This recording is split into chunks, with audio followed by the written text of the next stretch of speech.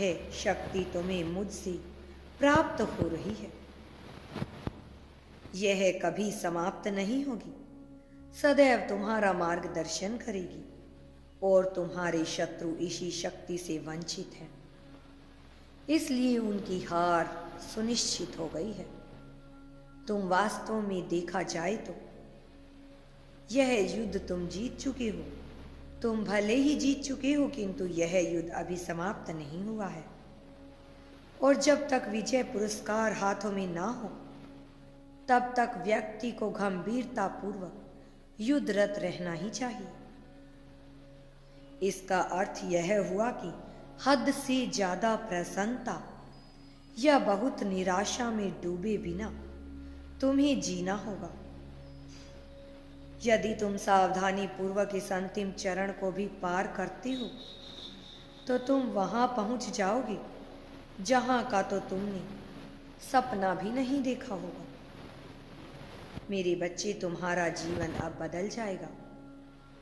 जीवन की हर स्तर पर तुम्हारे समक्ष दो विकल्प निश्चित तौर पर प्रस्तुत किए जाएंगे। तुम हर बार अपने आप को दो राही पर खड़ा पाते हो। हर बार एक नवीन धर्म संकट तुम्हारे सामने समक्ष खड़ा रहता है।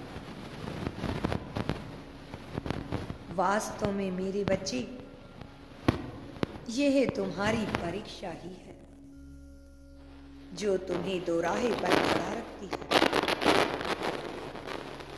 वास्तव में यही तुम्हारी आध्यात्मिक शिक्षा की परीक्षा होती है।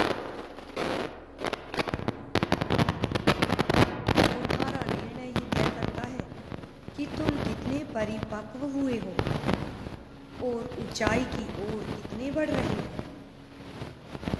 मेरे बच्चे, तुम्हें इस परीक्षा में सफल होना ही होगा। ऐसी स्थिति में हृदय शांति पूर्वक सत्य का मार्ग चयन करता है और मस्तिष्क कुटिलता और बुद्धि लगाकर असत्य को चुन लेता है।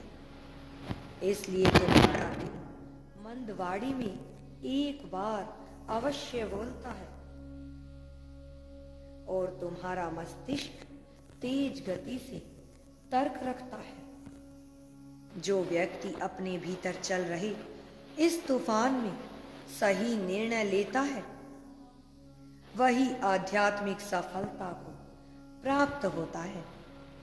मेरे प्रिय, जिस प्रकार मौसम में परिवर्तन होता है लेकिन दिखाई नहीं देता, उसका तो केवल अनुभव होता है, ठीक उसी प्रकार तुम्हारे आसपास ऊर्जा में निरंतर परिवर्तन हो रहा होता है जो तुम्हें दिखाई नहीं देता।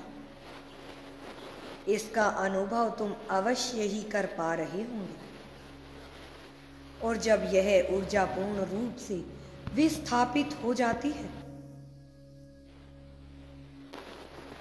तब तुम अपने जीवन में सुखद बदलाव को महसूस करोगे। ना केवल उसे महसूस कर सकोगे बल्कि सुखद बदलाव को तुम दो लोगों में बांट भी सकोगे। इसलिए इस वक्त अपना विश्वास बनाए रखो और आगे बढ़ते चले जाओ। यह भौतिक दृष्टि की नहीं बल्कि आध्यात्मिक दृष्टि की तर्क शक्ति से महसूस किया जा सकता है। मेरे बच्चे, तुम्हारा जीवन अब बदल जाएगा।